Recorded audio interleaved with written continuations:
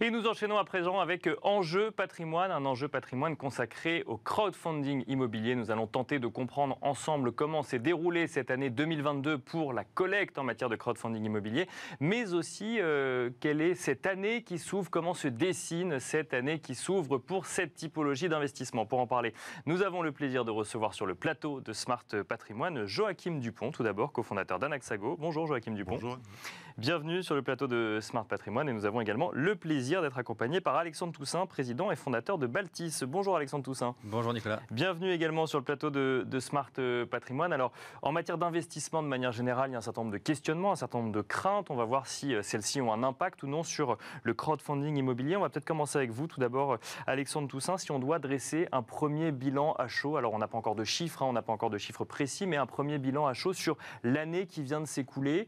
Est-ce qu'on peut dire que c'était une bonne année pour le crowdfunding immobilier ou est-ce que les inquiétudes en matière d'inflation ou autres se sont aussi invitées dans ce type d'investissement ? Alors effectivement, on n'a pas encore les chiffres officiels du crowdfunding immobilier sur 2022. On commence à voir les premières estimations, on va dire, sachant que sur 2021, le crowdfunding immobilier avait collecté un peu plus, tout juste 1 milliard d'euros.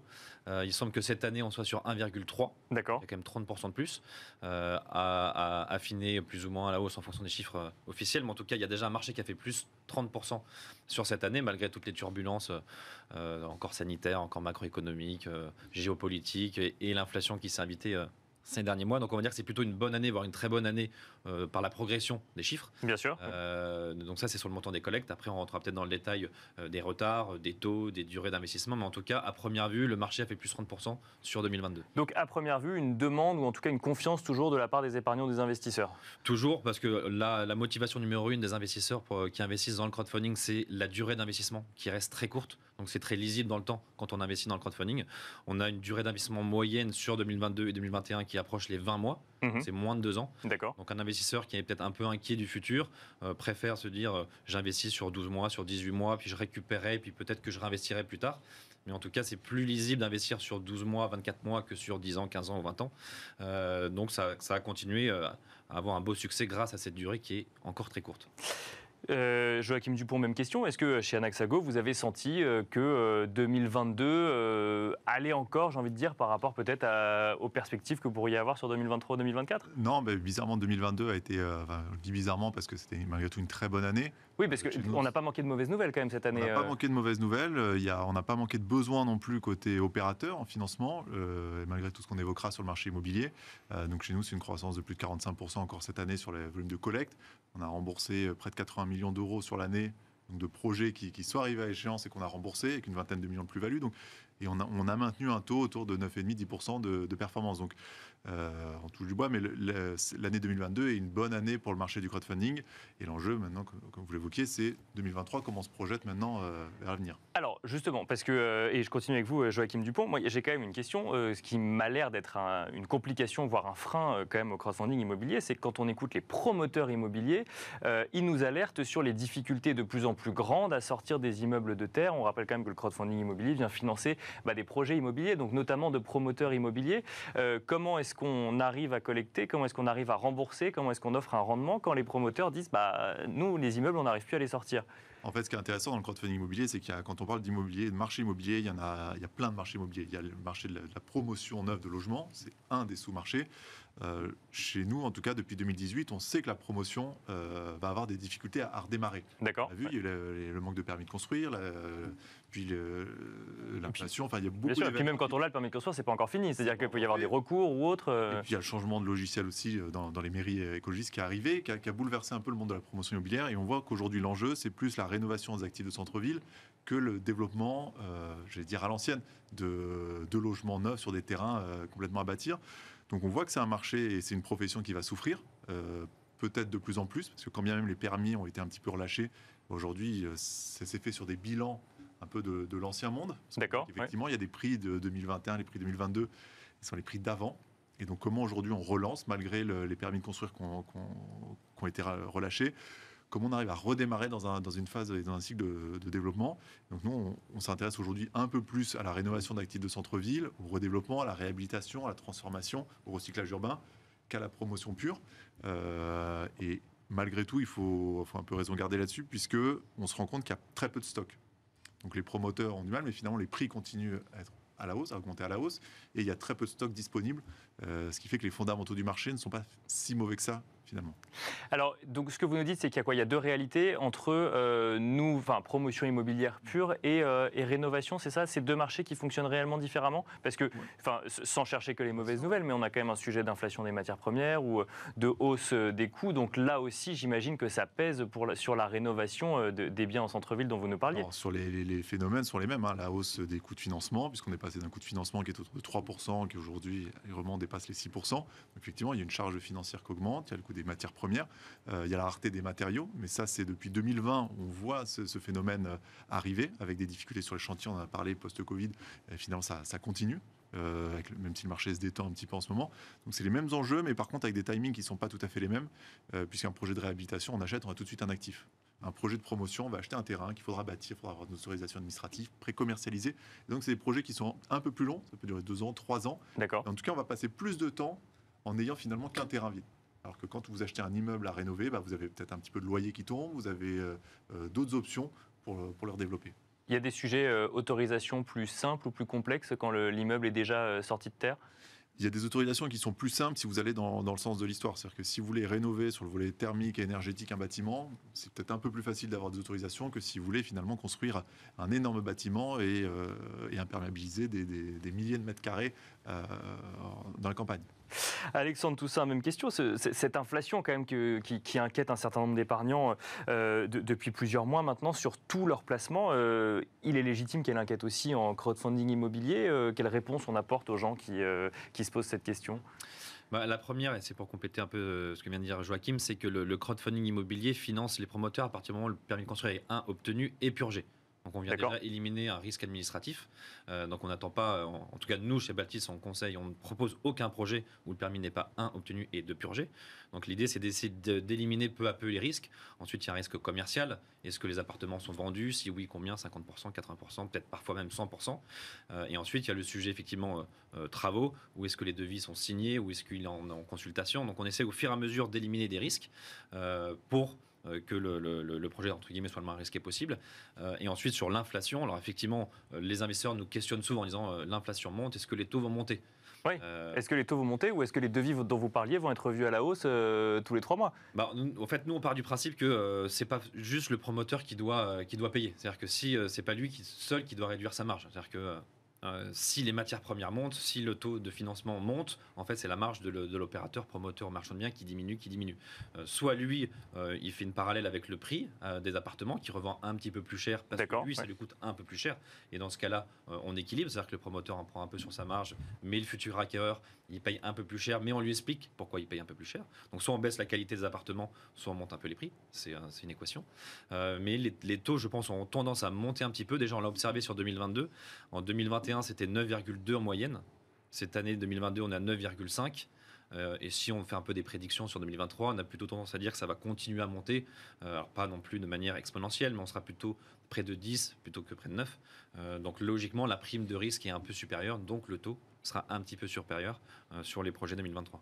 Alors, vous parlez de taux, moi j'ai envie de vous parler d'un autre taux, qui est le taux de crédit immobilier lorsqu'un particulier veut acheter un appartement, là où pour le coup ça peut bloquer avec le taux d'usure, et quand on échange avec des professionnels de l'immobilier, ils nous disent que le taux d'usure n'est qu'une des composantes, notamment dans l'accès au crédit. Est-ce que là aussi, quand on investit dans un programme de crowdfunding immobilier qui potentiellement pourrait donner lieu à de la revente d'habitation, est-ce que l'accès au crédit des particuliers, l'accès au financement des particuliers doit être un sujet d'inquiétude, alors même que, vous le disiez, pour que, même si on réduit les marges pour que tout le monde puisse continuer à vivre, on vend un petit peu plus cher?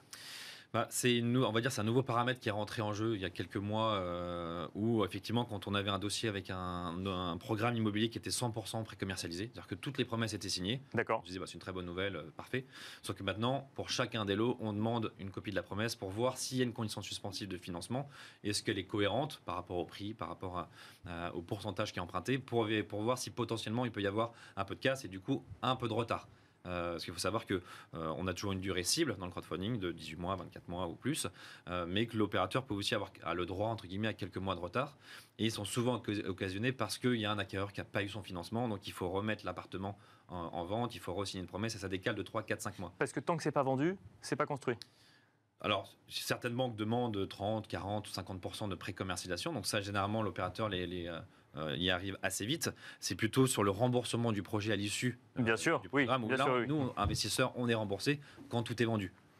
Et du coup, on s'assure que tout ce qui est sous promesse, est-ce qu'il y a des conditions suspensives de financement ou pas? Parce qu'on sait qu'il y a quasiment, je crois, un dossier sur 3 qui ne va pas au bout en ce moment à cause du taux d'usure.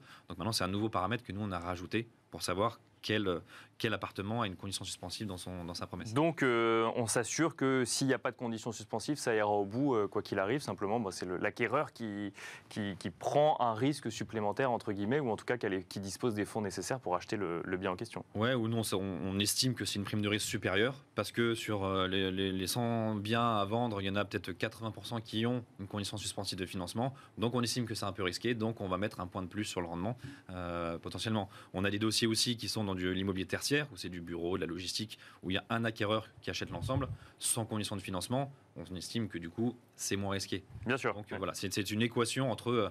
on va creuser un petit peu plus dans le détail pour savoir comment sont financés les acquéreurs du programme. Joachim Dupont, sur ce sujet, accès au financement et peut-être sur les perspectives 2023 de ce crowdfunding immobilier, beaucoup de questions qu'on peut se poser dans un contexte où finalement on questionne un petit peu tous ces investissements parce qu'on a de l'incertitude. Comment s'apprécie 2023 selon vous ?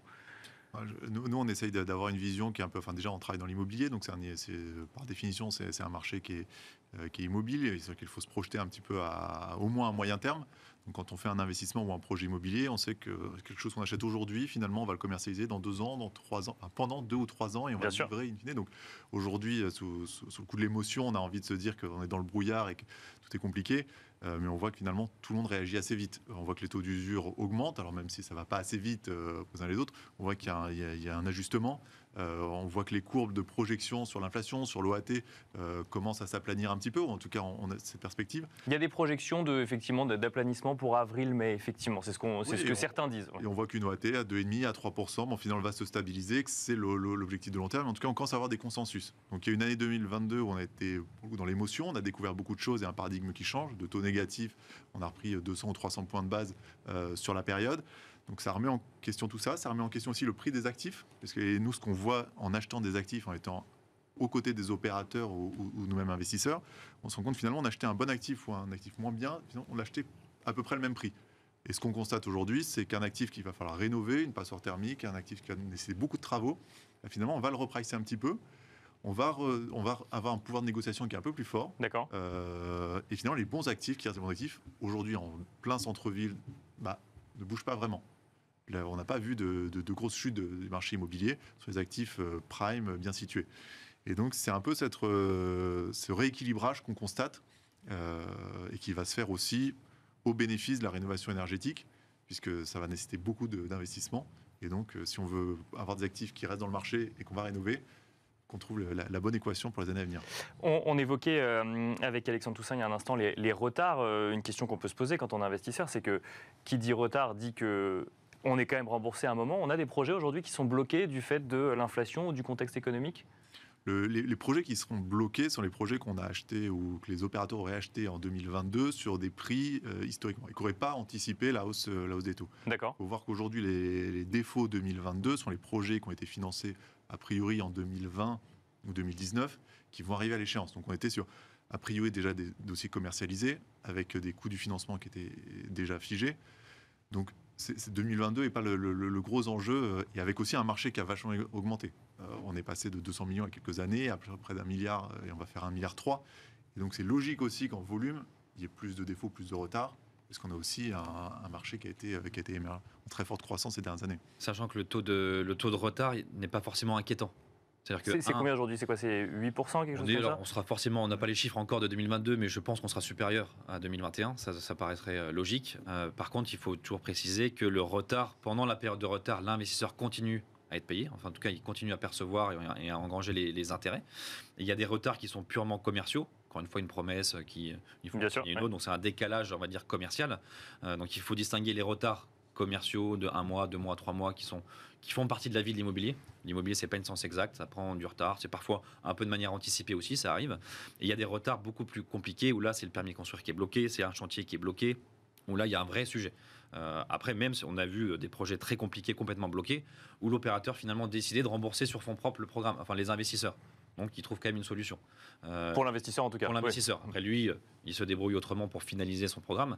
Mais en tout cas, on sait que les opérateurs ont souvent de la trésorerie pour pouvoir rembourser un projet qui prend plus de temps que prévu. Donc voilà, il faut faire l'attention entre le retard commercial et le retard où il y a un vrai risque de défaut qui est encore aujourd'hui très faible, voire très très proche de zéro. Mais il devrait y en avoir un peu plus. Ce qui nous amène à rappeler, pour finir, intéressez-vous à ce dans quoi vous investissez et sachez exactement dans quoi vous investissez. Merci beaucoup Alexandre Toussaint. Je rappelle que vous êtes président et fondateur de Baltis. Merci Joachim Dupont. Je rappelle que vous êtes cofondateur d'Anaxago. Merci à vous de nous avoir suivis et je vous donne rendez-vous demain pour un nouveau numéro de Smart Patrimoine.